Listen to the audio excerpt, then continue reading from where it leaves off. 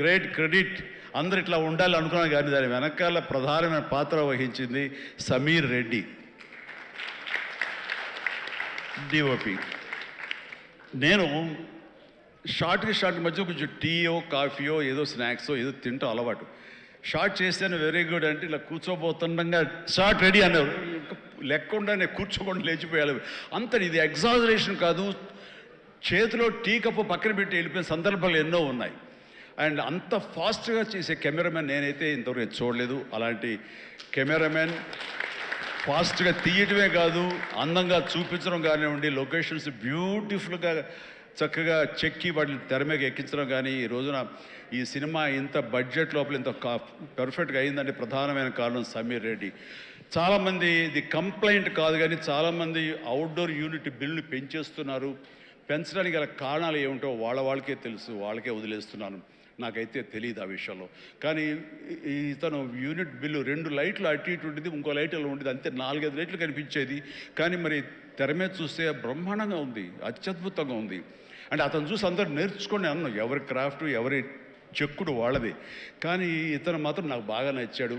And ఇతని మన అనిల్ కూడా, వాళ్ళిద్దరికి మంచి సింక్రనైజేషన్ అయ్యింది. అండ్ ఈ సినిమా నేను చెప్పాను మొన్న సభలో, ప్రీ రిలీజ్ సభలో, ఇది ఫస్ట్ ఈ సినిమా అసలు సూపర్ హిట్ అయిపోయింది రిలీజ్కి ముందే. ఎందుకంటే బడ్జెట్ వైజ్గా కానీ, డేట్ వైజ్గా కానీ, with in the budget, with in the limited టైంలో కానీ ఈ సినిమా ఫస్ట్ టైం ఇలా అయ్యింది. ఇది మీరు చూసి నేర్చుకొని నేను ఎవరికి సలహాలు ఇవ్వట్లేదు, అలా కాదు, మా ఎక్స్పీరియన్స్ మీకు చెప్తున్నాను అంతే. అండ్ అయ్యింది, అక్కడే సక్సెస్ అయింది, అక్కడే ప్రొడ్యూసర్స్ ప్రాఫిట్ వచ్చేసింది, లాభాలు వచ్చేసినాయి అక్కడ. ఆ తర్వాత యావరేజ్గా అయినా సరే అవే లాభాలు ఉండేవో. ఇంత సూపర్ హిట్ అయింది కాబట్టి ఎక్స్ట్రా బాల్స్ కొంత రావచ్చు. అది ఎంతో నాకు చెప్పకండి, మళ్ళీ నా రేట్ పెంచేస్తాను. ఇంతలో అడిగితే చెప్పలేదండి ఎంత వచ్చిన లాభాలు. చెప్తే నేను అడుగుతానే భయం ఏదో ఉంది వాళ్ళకి, సాహు కానీ సుష్మిత కానీ. సో నాకు ఇంతకీ తెలీదు, ఆ లెక్కలైపులో నేను వెళ్ళన్నది. అండ్ ఇంకా నా తోటి నటినట్లుగా వస్తే కనుక ఇక్కడే ఉన్నారు హర్ష కానీ, వెళ్ళిపోయి ఉంటాడే, ఉన్నా బాబు నా థ్యాంక్స్. హర్ష పాపం, హర్ష ఈ సినిమాలో తన ఎంతో ఉత్సాహంతో ఉన్నాడు. అండ్ నాకు నా ఫ్యాన్ అంటాడు, నిజమే తెలియదు, అందరి దగ్గర అదే మాట అంటాడేమో.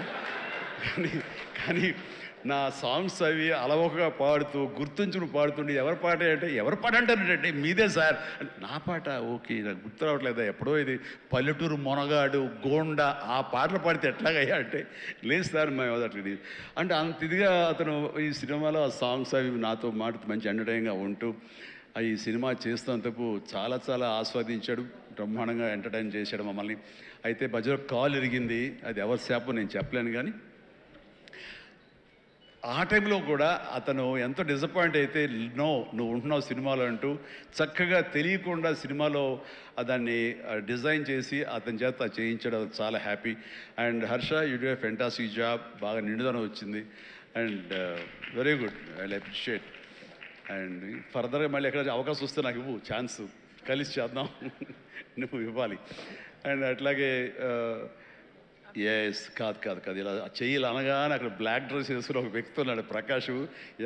మాట్లాడు, అందరి గురించి మాట్లాడుతాను, నా గురించి మాట్లాడాను. ప్రకాష్ నువ్వు నా మనసులో ఉన్నావయ్యా. బాగానే బ్యాలెన్స్ చేశానే.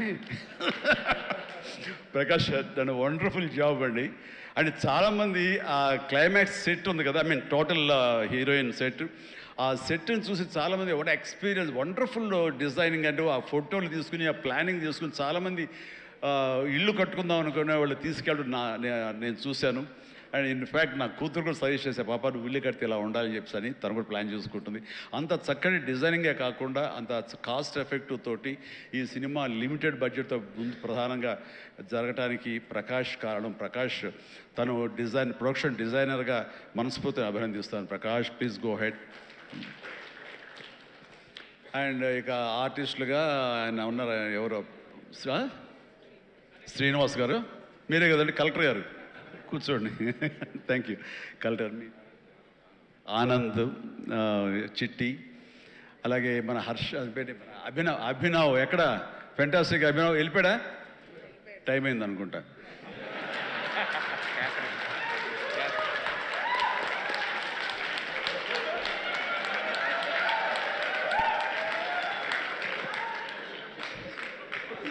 ఇది చాలా బాగుందయ్యా. ఏమే, శేఖర్, వంశీ, మీరు మీ మీ మీ గ్రూప్ ఉంది, ఎక్కడ ఏం దొరుకుతాడా ఈవేళ లాగుదాం చూస్తున్నారు. ఇది నేను మంచి ఉద్దేశం అంటే ఇప్పుడు దాంట్లోంచి మీరు ఒక్కరి గురించి ఇలా క్లాప్స్ కొడితే ఎలా చెప్పు. సో ఇలా PR team Shekhar, Vamshi, Manoj and వీళ్ళందరూ కూడా చాలా ఫెంటాస్టిక్ వర్క్ చేశారు. అండ్ తర్వాత తన మనసులోంచి ఇక్కడ ఏదైనా మనం చేయాలి, వర్క్ చేయాలి, దీన్ని పబ్లిసైజ్ చేయాలి అనడంలో మరొక నిష్ణాతుడు ఈయన. దుర్మార్గుడు అసలు.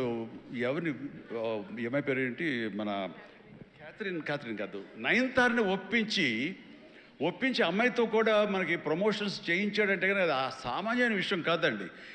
అమ్మాయి ఎవరికి ఒప్పుకోదు, తన లిమిట్లో ఉంటుంది. అలాంటి అమ్మాయి చేత ఒప్పించాడంటే మరి ఈ లోపల ఏమి ఎలాగ అడిగాడు, ఎలా కన్విన్స్ చేశాడు, అమ్మాయి మనసుని ఎలాగా ఒప్పించాడు, మనిషిని ఎలా ఒప్పించాడు అన్నది.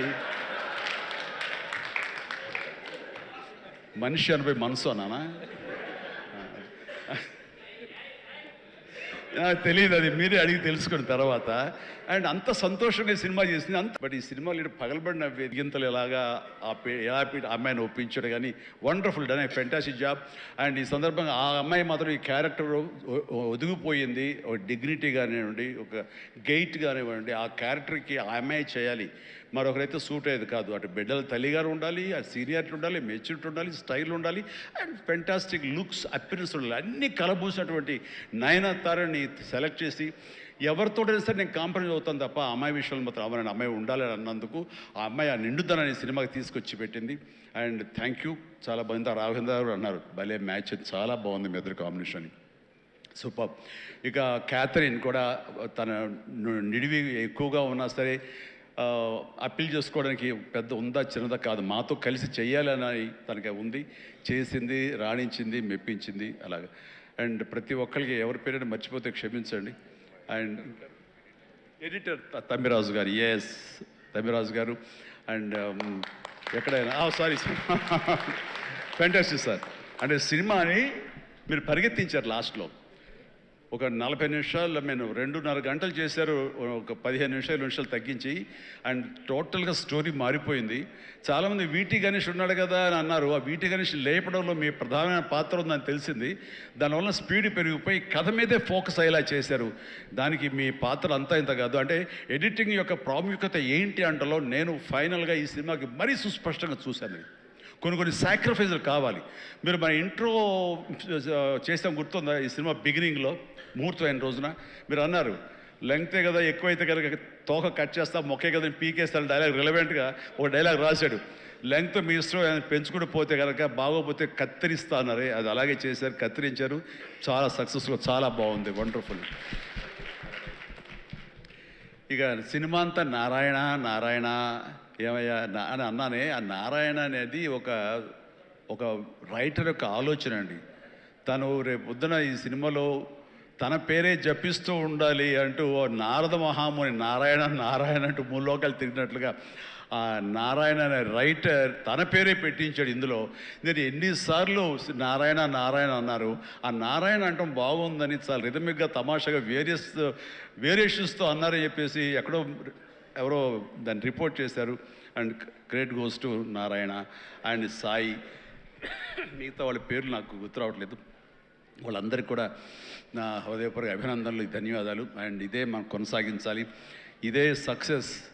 అమ్మా వైట్ మాస్టర్, ఎస్ సారీ అండి, వెంకట్ చాలా బాగా చేశారు Venkat. And thank you so much and well done. అలాగే అతను ఫస్ట్ సాంగ్ ఫైట్ చేశాడు మనకి సభానంద, నభాకాంత్ అతను కూడా చేసాడు. వేళ రాలేదు, ఎందుకు తెలియదు. And thank you so much. And ఇప్పటికి తొందరగా ఫినిష్ అయ్యి చిరంజీవి అంటూ మా గౌడ, మా కెంపే గౌడ అంటున్నాడు తెలుస్తుంది. And thank you so much అండి. ఇవాళ నిజంగా చాలా ఆనందంగా ఉంది. ఈ ఆనందం వెనకాల ఆర్ద్రత ఉంది.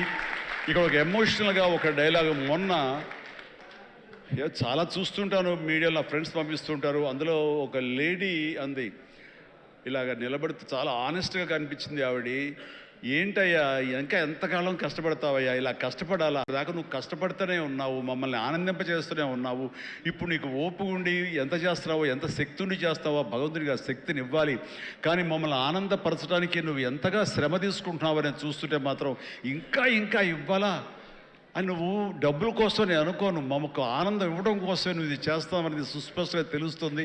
అంతటి ఆనందం ఇచ్చి నువ్వు ఎంతో కష్టపడుతుంటే చాలామంది క్లాప్స్ కొట్టచ్చు, వావ్ అనొచ్చు థియేటర్లో, కానీ నాకు లోపల బాధ అనిపించేస్తుందయ్యా. నువ్వు రెస్ట్ తీసుకోవంటే ఆ తల్లికి సభాముఖంగా చెప్తాను, నేను ఎమోషన్ అయిపోయాను. భగవంతుడా నాకు ఏం జన్మించావు, ఇది ఏదో అంటారే ఒక ఇది ఈ రకమైన ప్రశంస అనేగా తీసుకుంటే కనుక ఇది అందరికి లభించే ప్రశంస కాదు. అండ్ ఆ భగవంతుడు నాకు ఇలాంటి ప్రశంసలు, ఇలాంటి అభిమానులు, ఇలాంటి ఇది ఇస్తున్నందుకు నిజంగా ధన్యవాదాలు తెలియజేస్తూ కృతజ్ఞతతోటి కళ్ళు చెమర్చిని ఆ తల్లి గురించి చెప్తాను. అమ్మ, ఇది మీకు ఎంత ఆనందం ఇవ్వాలనుకుంటున్నానో ఆ భగవంతుడు నాకు ఇలా అవకాశం ఇచ్చినందుకు నేను కూడా ఇంత కష్టపడటంలో ఆనందం అనుభవిస్తున్నాను. సెట్లో మీరు చూసినప్పుడు అంతటి ఎగ్జైట్మెంట్, అంతటి ఆనందం నేను అనుభవిస్తుంటాను. అది ప్రాక్టికల్గా చూసిన వాళ్ళకి తెలుస్తుంది. కాబట్టి నేను ఏదో కష్టపడిపోతున్నాను, శ్రమిస్తాను అనుకోకండి, మీరు అలా అనుకోవద్దు అంటూ సభాముఖంగా నేను అవి చెప్పాల్సి వస్తుంది. I enjoy working with all youngsters. మీకు ఈ శక్తి ఎక్కడి నుంచి వస్తుందంటే కనుక మీ నుంచి వస్తుంది. నన్ను ఆనందపడేవాడు, నన్ను చూసి ఆనందపడేవాడు, నన్ను ప్రశంసించేవాడు, నేను కావాలని కోరుకునేవాడు, నాకు ఇంకా లాంజివిటీ కావాలని కోరుకునేవాడు, చిరంజీవి ఇంకా ఈ ఇండస్ట్రీలో ఇంకా రాణించాలి, ఇంకా ఎంతో మీకు ఆనందాన్ని ఇవ్వాలని కోరుకునే వాళ్ళ కోరిక ఉంది చూసారా, ఆ కోరిక తాలూకా పాజిటివ్ ఎనర్జీని నేను గ్రహిస్తూ నేను అంత ఎనర్జైజ్ అవుతున్నాను, అంత కష్టపడి పనిచేస్తాను, ఈ జన్మ ఉన్నంత వరకు మిమ్మల్ని అలరిస్తూనే ఉంటాను. అందుకని దీనికి తుది లేదు, ఇది కొనసాగింపే తప్ప. Thank you very much. ధన్యవాదాలు అండ్ జై Hind. Thank you sir, thank you very much.